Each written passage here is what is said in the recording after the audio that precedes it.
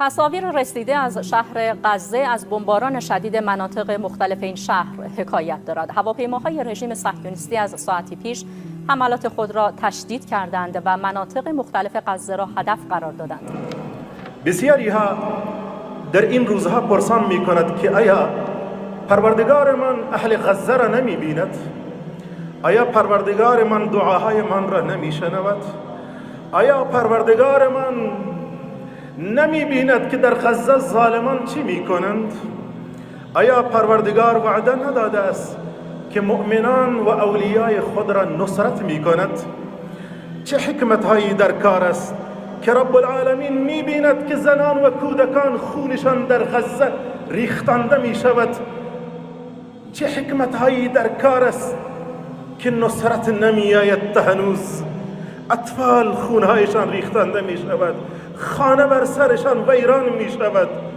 آیا اینها امت محمد رسول الله نیستند که از خود عزت و شرف دارند؟ این همه مصیبت ها و مشکلات که امت مسلمه به آن دوچار است چه تفسیری دارد و چه حکمت هایی دارد که رب العالمین امت را دوچار کرده است؟ جواب این همه سوالات چه باشد؟ عزیزان، رب العالمین از خود سنت هایی دارد، از خود روشی دارد، فرامینی دارد، آنها را باید اجرا بکند، غیر قابل تغییر است و این روش حتما اجرا می شود و رب العالمین بر هیچ کسی ظلم نمی کند و سنت های رب العالمین فرامین رب العالمین است.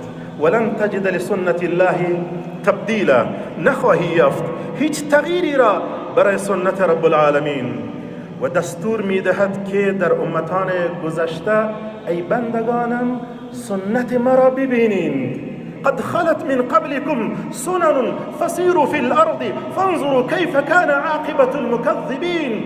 قبل از شما سنت های گذشته، سرنوشت مؤمنان گذشته، سرنوشت کافران گذشته، پس در زمین گردش کنید ببینید که سرانجام کافران چه شد، سرانجام تکذیب کنندگان چه شد. رب العالمین دستور میدهد که بندگانم تاریخ را مطالعه بکنید. بعد میفرماید هذا بیان، ما هم بیان میکنیم. امروز روز جمعه است و در تمام دنیا و سرتاسر جهان مردم سخنرانی میکنند، بیان میکنند، اما رب العالمین میگوید هذا بیان، آنچه که من میگویم به عنوان پروردگارتان، هذا بیان للناس و هدى و موعظة للمتقین. این آیات برای عموم مردم بیان است و برای پرهیزگاران مایه هدایت و موعظه است. بعد در آیت بعدی چی میگوید الله؟ ولا تهنوا ولا تحزنوا وانتم الاعلون ان کنتم مؤمنین. سست نشوید بندگان من، غمگین نشوید، اگر شما به راستی مؤمن باشید برتری خواهید یافت. و تأخیر سنت و تأخیر نصرتها و تأخیر کمکها یکی از سنت های رب العالمین است. یکی از سنت های رب العالمین تأخیر نصرت هاست. چرا یا رب؟ چرا؟ ابتلا، آزمایش و امتحانات همه اینها از سنت های رب العالمین است در امت های گذشته. چرا؟ چون میخواهد رب العالمین آزمایش بکند، بسیاری را نشان بدهد، بسیاری را که تا الان ما نمیشناختیم به من و شما نشان بدهد. الان تمام جهانیان در حال امتحان و آزمایش دادن هستند در غزه. غزه مدرسه است که بسیاری ها در آن خود را الان نشان میدهند.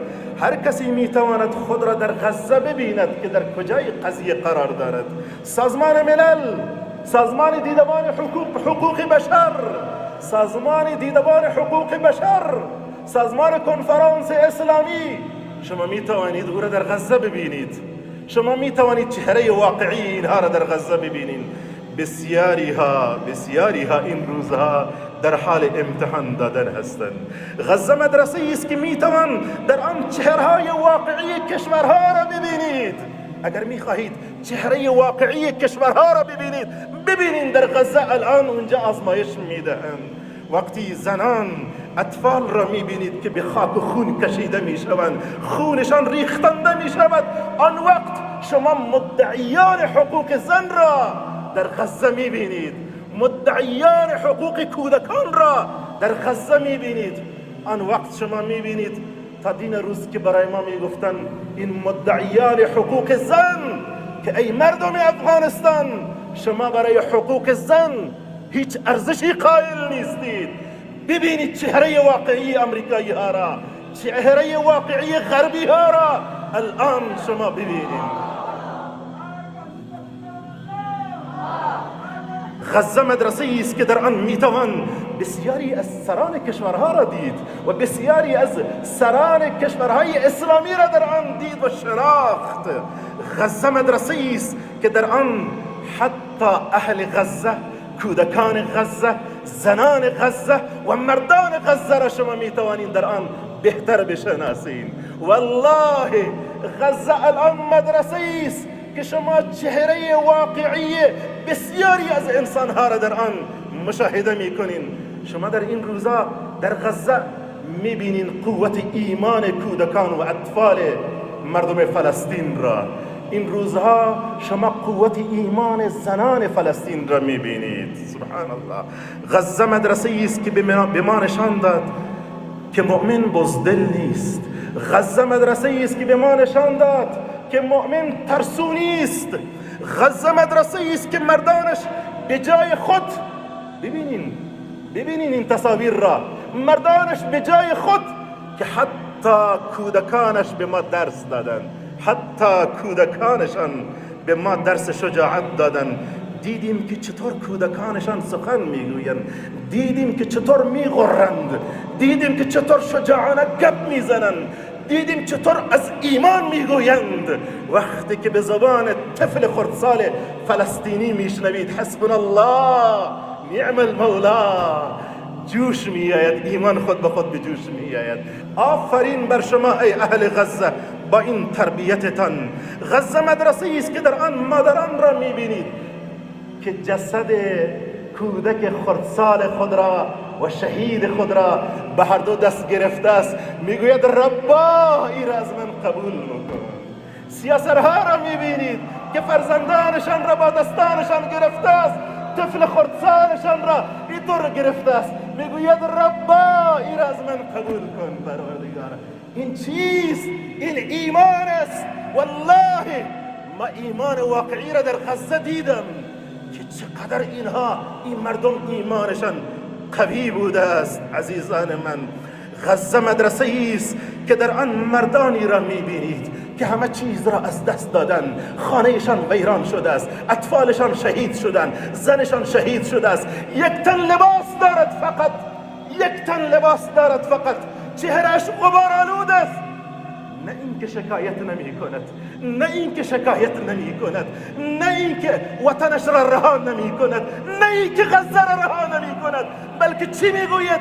از پروردگارش خفه نیست، میگوید حسبنا الله نعم المولا و نعم النصير. الله مرا کفایت. سبحان الله. این چه ایمان است؟ اولادش را از دست داده است، فرزندانش را از دست داده است، زنش را از دست داده است، فامیلش را از دست داده است، خانهش ویران شده است، همه چیز را از دست داده است. اما او چی میگوید؟ او چه چیز را زمزمه میکند؟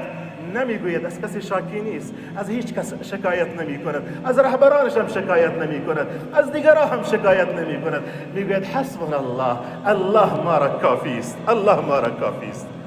غزه مدرسه است که در آن میبینید که هر کدام یک لقمه نان دارد، آن را با برادرش تقسیم میکند. این اولین بار شما تصاویر را در غزه مشاهده میکنید. یک لقمه نان است، یک تکه نان است، آن را دو نصف میکند به برادرش میدهد. این چیزها را شما در غزه میبینید. تحولی که در غزه اتفاق افتاد عجیب است. مردم خانه‌هایشان را رها کردند، مردم خانه‌هایشان را رها کردند، ولی تا الان یک مورد گزارش سرقت و دزدی ثبت نشده است. تشکر میکنیم از شما ای اهل غزه که حقیقت بسیاری را برای ما نشان دادید. تشکر میکنیم از شما ای اهل غزه که امت به خواب رفته را متوجه حقایق نمودید. که با چشم خود چهره واقعی مدعیان حقوق بشر را ببینیم، چهره واقعی سازمان ملل را ببینیم، چهره واقعی سازمان دیدمان حقوق بشر را ببینیم، چهره واقعی دنیای غرب را ببینیم. عزیزان، خبر دارید تا الان بیش از 10,000 نفر در غزه به شهادت رسیدند، 4,000 کودک شهید شدند، 2,500 فقط زن شهید شدند، بیش از 18 تن مواد منفجره تا الان بر بالای غزه ریختنده شده است. مقدار مواد منفجره که آمریکا در 1 سال بر افغانستان ریختن، در 6 روز بر بالای اهل غزه ریختنده است. دنیا می‌بیند و از حقایق چشمانش را می‌پوشاند. تشکر می‌کنیم ای اهل غزه. بسیاری ها ما می‌گفتیم که اهل غرب، غربی ها، اروپایی ها انسان‌های بسیار خوبی هستند. اینها واقعاً حقوق بشر را در نظر می‌گیرند. ولن ترضى عنك اليهود ولا النصارى حتى تتبع ملتهم. هرگز اینا راضی نخواهند شد از شما تا اینکه شما پیروی آنها